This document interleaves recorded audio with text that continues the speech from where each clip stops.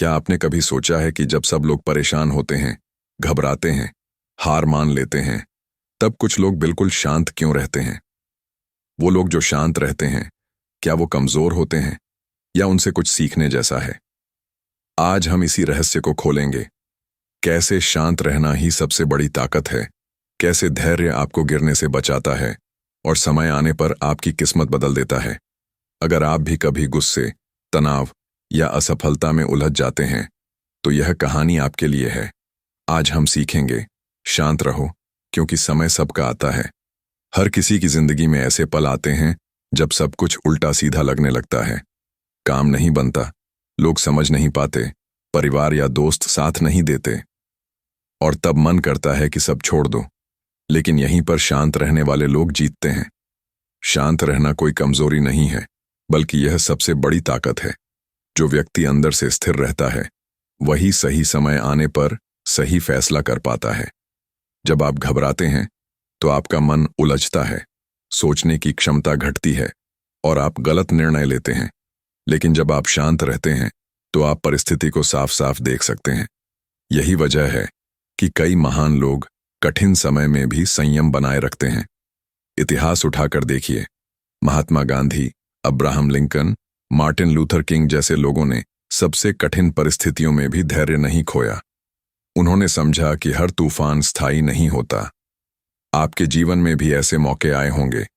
परीक्षा में असफलता, नौकरी में परेशानी, रिश्तों में दरार या मानसिक थकावट।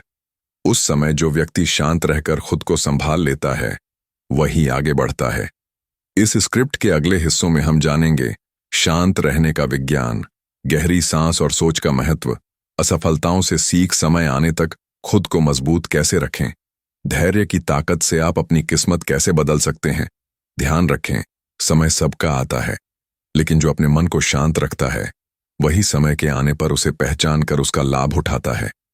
अब चलिए अगले भाग में गहराई से समझते हैं कि शांत रहना सिर्फ आदत नहीं, बल्कि एक मानसिक अभ्यास है। पहले भाग में हमने देखा कि शांत रहना कमजोरी नहीं, बल्कि सबसे बड़ी ताकत है। लेकिन अब सवाल उठता है, आखिर ऐसा होता कैसे है? मन को कैसे नियंत्रित करें ताकि मुश्किल वक्त में घबराहट के बजाय धैर्य बना रहे? दरअसल शांत रहने का आधार है स्वीकार करना। जब हम किसी परेशानी से लड़ने की कोशिश करते हैं, तो मन और ज्यादा उलझ जाता है। लेकिन जो व्यक्ति पहले स्थिति को स्वीकार कर लेता है, हाँ यह कठिन है, हाँ मैं परेशान हूं, लेकिन मैं घबराऊंगा नहीं, उसका मन जल्दी स्थिर हो जाता है। शांत रहने का मतलब यह नहीं कि हम समस्या से भाग रहे हैं। इसका अर्थ है हम समस्या के बीच भी खुद को मजबूत बनाए रखते हैं। जब आप स्वीकार कर लेते हैं कि सब कुछ तुरंत ठीक नहीं होगा, तो आप भावनाओं से नियंत्रित होने के बजाय बुद्धि से सोच सकते हैं। मन का विज्ञान, गहरी सांस का प्रभाव। जब आप तनाव में होते हैं, तो आपकी सांस तेज हो जाती है। इससे आपके शरीर में कोर्टिसोल और एड्रेनालिन जैसे हार्मोन बढ़ते हैं, जो घबराहट पैदा करते हैं।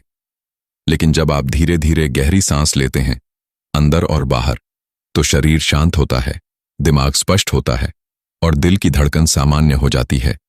यही कारण है कि योग, ध्यान और प्राणायाम को मानसिक मजबूती का हिस्सा माना जाता है। सोच को बदलने की कला शांत रहने का दूसरा पहलू है, अपनी सोच को बदलना। अगर आप हर मुश्किल में यही सोचते रहेंगे, यह मेरी किस्मत खराब है, मैं हार गया, कोई मदद नहीं करेगा, तो आप खुद ही अपने मन को और परेशान करेंगे। लेकिन अगर आप सोचें, यह कठिन है लेकिन मैं सीख सकता हूं, समय आने पर हालात बदल सकते हैं, तो आपका मन मजबूत होता जाएगा। अभ्यास ही सफलता का रास्ता। शांत रहना कोई ऐसी चीज नहीं जो एक दिन में आ जाए। यह रोजाना अभ्यास से विकसित होती है। आप छोटे छोटे कदमों से शुरुआत कर सकते हैं। जब कोई बात परेशान करे, तुरंत प्रतिक्रिया न दें। 3 बार गहरी सांस लेकर सोचें, मुझे अभी क्या करना चाहिए। रोज रात को अपने दिन का विश्लेषण करें, कहां घबराए, कहां शांत रहे। एक डायरी रखें और अपनी प्रगति लिखें। याद रखिए, हर दिन का अभ्यास आपके मन को स्थिर बनाता है। जैसे शरीर को व्यायाम से ताकत मिलती है, वैसे ही मन को धैर्य से। अब अगले भाग में हम जानेंगे असफलताओं का सामना करते हुए शांत कैसे रहें और कैसे हर हार को अपनी ताकत में बदलें। जब आप सीख जाते हैं कि असफलता अंत नहीं है बल्कि अनुभव है, तब आप हर परिस्थिति में संयम बनाए रख सकते हैं। हम सबकी जिंदगी में ऐसे पल आते हैं जब हम